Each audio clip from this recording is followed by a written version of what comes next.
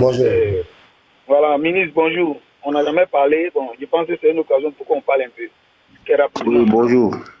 Voilà, bon, en fait, moi, on a tous regardé le débat hier, mais comme on le dit tous les jours là, il faut être, on ne suit pas un débat avec un côté pris, c'est-à-dire un œil de fanatique.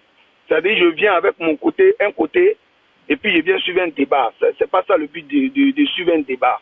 Quand on suit un débat, même si l'autre qui est de ton camp là, si il n'est pas de ton camp, mais ce qu'il dit là, tu peux quand même prendre des notes. Et puis après, tu peux vérifier pour savoir est-ce que ce qu'il a dit là, c'est vrai. Voilà la méthodologie de quelqu'un qui doit suivre un débat. Pour moi, en tout cas. Voilà. Maintenant, sur le point, sur le débat, quand moi j'ai suivi le débat, au début, lorsque le pasteur a fait son introduction, effectivement, il a commencé par dire Dieu a créé les choses qui sont sur la terre. Et ensuite, il s'est orienté vers le ciel, dans le Coran. Et après, Ismaël Aka, bon, je me dis, il n'a pas compris, ou il n'a pas suivi. Il a dit que le pasteur a dit plutôt que Dieu avait créé la terre. Ça là, que tu sois musulman, que tu ne le sois pas, on doit tous reconnaître que là, il y a eu une erreur de sa part. Soit il s'est trompé. En tout cas, quand il va regarder les vidéos, il doit se rendre compte qu'effectivement, là, il s'est trompé. Ça là, il n'y a pas de débat. Il n'y a pas de discussion à avoir sur ça, c'est clair.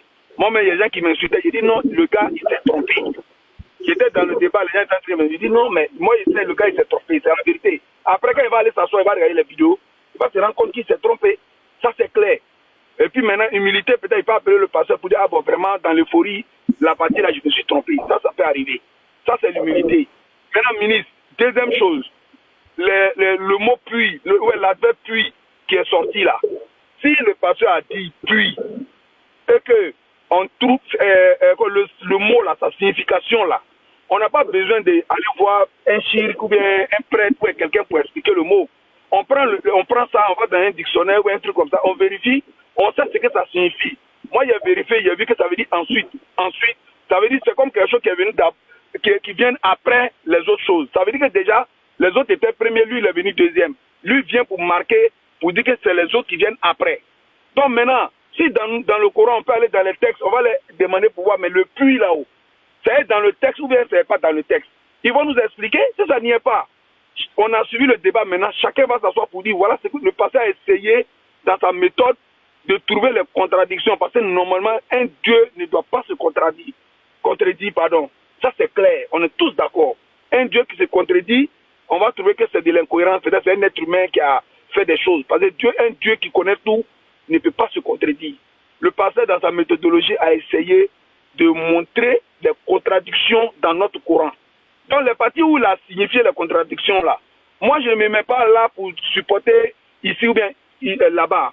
Moi j'ai pris note des versets qu'il a donnés. Ismaël Aka n'a pas répondu directement sur les versets de façon claire. C'est ce côté-là seulement. Puis là, c'est ce verset-là seul il a essayé de prendre, mais il n'a pas détaillé pour dire bon voilà, dans l'original il n'y a pas pu, il n'a pas dit ça. Donc moi je prends ça, je m'avais fait mes analyses pour me rendre compte que est-ce que le pasteur a dit vrai ou bien est-ce qu'il a dit faux. À partir de là maintenant là, je vais sortir une compréhension et un enseignement du débat pour savoir si effectivement à l'issue du débat, c'est le pasteur qui a eu raison sur le point qu'il avait souligné, ou bien le pasteur a eu tort sur le point qu'il n'a pas souligné. Maintenant, s'il y a des choses que je ne comprends pas, je peux venir monter sur son panel ou aller sur le panel d'Ismaël Aka pour dire mais Ismaël Aka, pendant ton débat, le pasteur là, il a dit le mot puis. Mais effectivement, quand je suis allé me renseigner, mais ça dit que ce qu'il a dit là, c'est vrai. Qu'est-ce que tu en dis? Pour qu'il m'explique. Voilà. Mais si je viens avec une position de défendre là, ça va entraîner des situations d'humiliation, genre, quelqu'un a menti, tu ne veux pas reconnaître, et puis tu es en train de dire des choses. Finalement, ça va montrer que nous, on est obligé de mentir sur toutes les bases pour pouvoir défendre notre foi. Et ça, ce n'est pas digne. Ce n'est pas juste. Voilà. Quand on fait un débat, on suit deux personnes, que l'autre soit de ton bord, ou bien que l'autre ne soit pas de ton bord, on veut la vérité. Une fois qu'ils ont fini leur exposé, on prend ce qu'ils ont dit là, sans injure, sans partialité, et puis on va faire des analyses. À partir de là, forcément, chacun va sortir quelque chose de là. Tout le monde cherche la vérité. Donc on va voir, au fond de tout le monde, tu vas voir que ce que le monsieur a dit, c'est vrai. Tu vas le vérifier, c'est la vérité. Ce que le monsieur a dit là, c'est faux. Moi, je peux revenir sur le panel du pasteur pour dire, pasteur, effectivement, ce que tu as dit, quand je suis allé vérifier, on m'a dit, mais ça va m'ont dit que non, il n'y a pas ça, il y a ça. Et puis on va échanger dessus. Si c'est vrai que je suis convaincu de ce que le pasteur a dit aussi, je n'aurai pas de mal à le reconnaître. Donc, ministre, moi, ce que je vois dans ça, c'est un frère, toi et moi, on a à peu près la même chose, nous insultons un peu partout sur les panels, mais moi, je suis quelqu'un, je suis cohérent. Voilà, moi, je suis cohérent. On doit reconnaître que l'introduction, là, Ismaël Aka s'est trompé là-bas, où il a traité le pasteur de menteur, là, il s'est trompé. La vidéo est là, même tu peux commencer au début pour venir. Tu vas te rendre compte que le pasteur a dit, on va faire un exercice, et puis il a dit les choses qui sont sur la terre. Il a dit ça clairement. Mais Ismaël Aka, bon, je me dis, il n'a pas bien compris. Quand il va voir les vidéos, il va se rendre compte qu'il s'est trompé. Ça, là, on ne peut pas débattre sur ça. Maintenant, les autres côtés, là, maintenant, c'est ça. Donc, moi, ce que je voulais apporter, c'est ça. Moi, j'ai regardé le débat, j'ai vu la vérité, des choses ont été dites, on va les analyser, et puis après, on va sortir quelque chose de là, pour savoir si effectivement c'est ça ou c'est pas ça.